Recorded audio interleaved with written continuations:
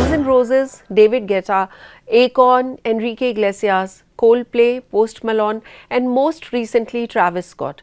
इन सब में वो ऐसी क्या चीज़ है जो कॉमन है apart from of course being famous international music artists? All of them have either performed in India or are going to perform here सिर्फ 2025 के अंदर ही. इंडिया कॉन्सर्ट्स का हब बनने की रेस में सबसे आगे दौड़ रहा है और बस यही आज हमारे सॉल्व्ड का टॉपिक है कि आखिर ऐसा क्या हुआ है कि इंडिया जहाँ पर इक्के दुक्के इंटरनेशनल आर्टिस्ट का आना कुछ सालों में एक बार होता था, अब लगभग हर महीने होने लगा. मेरी एज के लोगों को याद होगा कि 1996 में वो Mumbai concert king of pop यानी माइकल जैक्सन आए थे यहाँ पर और बॉम्बे में उनका कॉन्सर्ट हुआ था. लगभग 30,000 लोगों के सामने परफॉर्म किया था उन्होंने मुंबई में as part of his world tour. And this is all it took to prove all the way back that India has the potential to be a good host to such music concerts. लेकिन फिर भी साल 2000 के आगे आने पर India में बहुत ही कम ऐसे आर्टिस्ट आए बाहर से. जैसे बैक स्ट्रीट बॉयज़ आए, उन्होंने 2 कॉन्सर्ट्स किए थे 2010 में, एक दिल्ली में एक बैंगलोर में. इनफैक्ट जस्टिन बीबर का जब कॉन्सर्ट हुआ था मुंबई में as part of his purpose world tour तो क्रेज लोगों में काफ़ी था, इतना कि they were willing to shell out extra money for tickets जो कि 4,000 रुपये से लेकर 76,000 रुपीज़ तक की बिकी थी. लेकिन कॉन्सर्ट के बाद ड्यू टू सम मिसमैनेजमेंट हमारे इंफ्रास्ट्रक्चर पे कई सवाल उठे थे कि आखिर क्या हमारा देश रेडी है, केपेबल है कि इंटरनेशनल आर्टिस्ट की परफॉर्मेंस को होस्ट कर सके. वेल वो बात अलग है कि जस्टिन बस मुंह हिला के लिप सिंक करके चले गए थे जब वो आके इंडिया में परफॉर्म किए थे, leaving his fans feel really cheated. BBC ने जस्टिन के कॉन्सर्ट पे एक स्टोरी लिखी थी बाद में and they had written that despite being home to 1.3 billion people, India isn't on the most global mega stars list of countries to tour, so even the most lukewarm fans were pretty excited. Well तब से लेके अब तक clearly काफ़ी कुछ बदल गया है. अब इंडिया में बाहर के जो आर्टिस्ट हैं वो परफॉर्म करना चाहते हैं और ये काफ़ी कॉमन बनता जा रहा है. इस पूरे बदलाव के रीजंस को हम सिंपली ब्रेक डाउन कर सकते हैं 3 ABCs में: access, buying power and cultural curiosity. पहले बात करते हैं एक्सेस की. पहले के सालों में किसी कॉन्सर्ट की टिकट्स खरीदने का मतलब होता था कि खुद जाके पैसे देके टिकट खरीदो लाइन में लग के. आज there are apps like Book My Show etcetera which offer tickets to you घर पे बैठे बैठे. दूसरा एक्सेस है इंटरनेट का. देश के कोने कोने में अब बॉर्डर के पार से आर्टिस्ट और उनका काम पहुंच रहा है via very very cheap internet which is now available everywhere in the country. तो जो यंग डेमोग्राफिक है in places other than metro cities which is really the main target audience of most of these live shows, उनको खूब exposure मिल रहा है. इन सबका combination ensure करता है कि अगर कोई कॉन्सर्ट होता भी है तो लोग डेफिनेटली इंटरेस्टेड होते हैं और उसमें आना चाहते हैं. मोस्ट इंपॉर्टेंटली इंडिया में अब एयर कनेक्टिविटी और वर्ल्ड क्लास वेन्यूज़ भी अवेलेबल है. दिल्ली का जवाहरलाल नेहरू स्टेडियम, बॉम्बे का जियो वर्ल्ड गार्डन, 2 इस तरह के एग्जाम्पल्स हैं जहाँ पर वर्ल्ड क्लास कॉन्सर्ट्स हो सकते हैं. ऐसे स्पेशियस और बड़ी कैपेसिटी के स्टेडियम्स जो है वो इंटरनेशनल आर्टिस्ट की टेक रिक्वायरमेंट्स को पूरा करते हैं बिकॉज उनकी रिक्वायरमेंट्स होती है. उन्हें साउंड एक पर्टिकुलर तरीके का चाहिए होता है, अकूस्टिक्स एक सर्टन चाहिए होते हैं, सिक्योरिटी की रिक्वायरमेंट होती है. Local promoters like Sunburn, Arena and Book My Show वगैरह हैंडल करते हैं आर्टिस्ट की इंटरनेशनल प्रोडक्शन स्टैंडर्ड्स को. एंड सडनली इंडिया बिल्कुल तैयार हो चुका है and it fits neatly into the Asia tour map of any celebrity. अब आते हैं बी पर, यानी कि बाइंग पावर. इंडिया में जो अपर मिडिल क्लास है और जो जेन जी है उनका बोलबाला है. लग्जरी चीज़ों पर तो वो दिल खोल के पैसा खर्चा करते ही हैं, साथ साथ एक्सपीरियंसेस पे पैसा खर्चा करने में वो पीछे नहीं हट रहे हैं.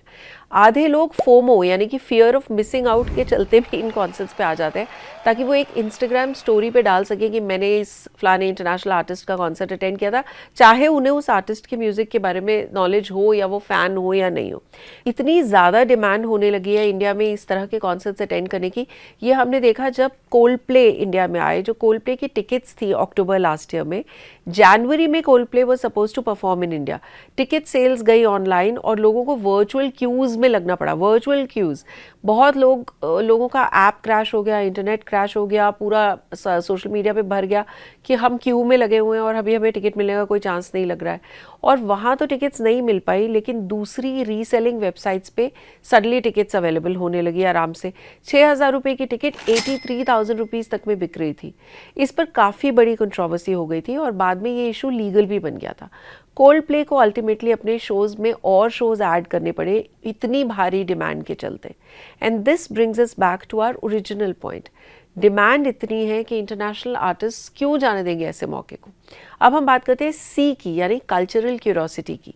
स्ट्रीमिंग ऐप्स और यूट्यूब जैसे ऐप्स को जो राइज है, उसे इंडिया में जो एक्सपोजर मिला है, उसे मल्टीपल आर्टिस्ट और मल्टीपल जॉनर्स जो है वो उसे कैप्चर करना चाहते हैं। के पॉप एक किस तरीके का जॉनर है जिसकी इंडिया में पॉपुलैरिटी जो है वो कोविड से पहले ही शुरू हो गई थी, लेकिन अब हम देखते हैं कि कैसे अपने गानों को प्रमोट करने के लिए उन लोग के पॉप बैंड्स इंडिया में भी आने लग गए हैं। For many such artists, performing in India also adds a new cultural dimension to their global image. इस ABC के बाद मुझे एक और इम्पॉर्टेंट पॉइंट रखना है, एक्चुअली वो D है, D for driving revenue. Concert economy की बात इसी साल हमारे प्राइम मिनिस्टर नरेंद्र मोदी जी ने भी की थी। He said, and I quote, "Today the concert economy sector is also growing in India. A country which has such a huge legacy of music, dance and storytelling, India is a huge consumer of concerts. There are many possibilities for the concert economy. The trend of live events and concerts has increased in the last 10 years." Unquote. इसका मतलब बहुत simple होता है। Live music event से जो revenue बनता है वो सिर्फ टिकट बेचने और ख़रीदने तक सीमित नहीं रहता।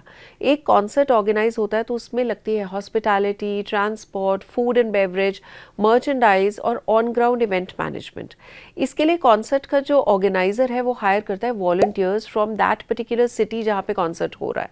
तो नौकरियाँ बढ़ती हैं, एम्प्लॉयमेंट मिलती है। फिर उनकी बारी है जो वेन्यू के अंदर खाने या पीने की चीज़ें बेचते हैं या ब्रांड्स ऐसे जो वहाँ पे स्पॉन्सरशिप करते हैं। ट्रांसपोर्टेशन और हॉस्पिटैलिटी सेक्टर भी एक बड़े कॉन्सर्ट से बहुत फ़ायदा उठाता है। होटल्स के कमरे सारे बुक हो जाते हैं। सिंगर दुआ लिपा का जो बॉम्बे में शो हुआ था नवंबर 2024 में, it was attended by around 20,000 fans. इनमें से काफ़ी लोग ऐसे थे जो अहमदाबाद, दिल्ली जैसी सिटीज़ से फ्लाई करके मुंबई गए थे और वेन्यू के आसपास के होटल्स में उन्होंने स्टे किया था, which were completely sold out as soon as the tickets for हर show had gone on cell.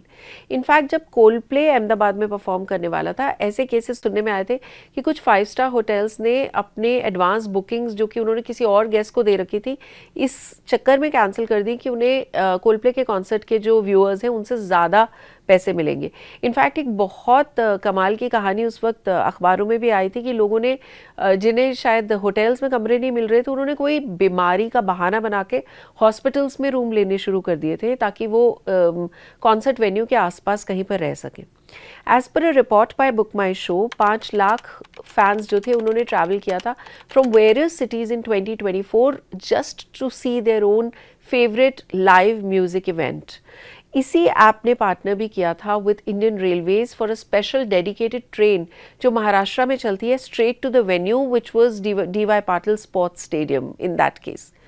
Well, to sum it up, India का ग्लोबल कॉन्सेप्ट मैप पर आना कोई कोइंसिडेंस नहीं है, मोमेंटम का रिजल्ट है। स्ट्रीमिंग ने एक्सपोजर दिया है और एक एस्पिरेशनल ऑडियंस की डिमांड क्रिएट हो चुकी है। आज के ग्लोबल आर्टिस्ट इंडिया को सिर्फ एक एक्जॉटिक पिट स्टॉप की तरह नहीं देखते हैं, स्ट्रेटेजिकली इंपॉर्टेंट मार्केट की तरह देखते हैं, जहां इंगेजमेंट रियल है और रिटर्न्स मेजरेबल हैं। लाइव म्यूजिक यहाँ एंटरटेनमेंट के अलावा एक इकोसिस्टम बनता जा रहा है जहाँ कल्चर, कॉमर्स और कम्युनिटी, इन तीनों का ओवरलैप है।